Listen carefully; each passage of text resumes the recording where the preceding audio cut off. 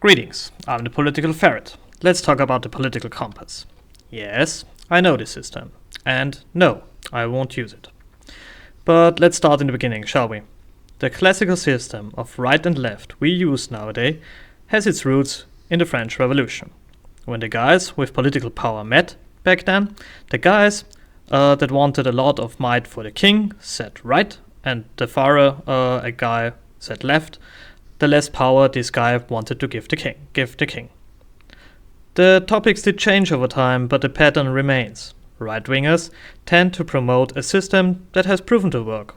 The left wants something better and accepts the risk that comes with trying something new. For me, neither of these words are good or bad. My personal bias tells me that if we would have followed the caution of the right, we would have never made it down the trees. But if we would have followed the neophiles of the lefties, we could never have ever built a civilization, because whenever something is not new anymore, this branch of people have this tendency to demolish it to make place for something new. Something that has never tried before, because old stuff sucks.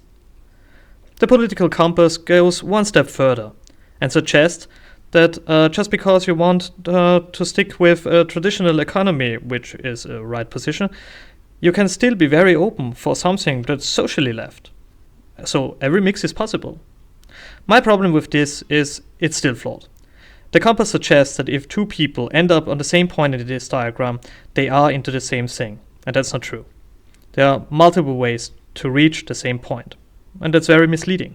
For example, someone in the middle of the spectrum, economy-wise, is there because he thinks that you have to run some stuff by the government. Say, the roads, but not the water supply. Another guy, on the exact same point on the compass, is there because he said exactly the opposite. So, for me, the system is not precise enough. But that's not the only reason I stopped using it so commonly, because I used it quite a lot back in the day. The reason for this is most people just don't get it. Thinking in diagrams is not easy for everyone. The right-left pattern is magnitudes easier. That's the reason I stick with the idea that leftists want the new and right-wingers want the good old times. And it fits.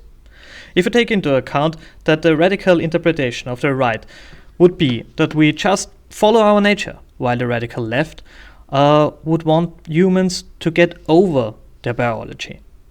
Both extremes, and here we see the horseshoe problem in all its beauty, want leadership.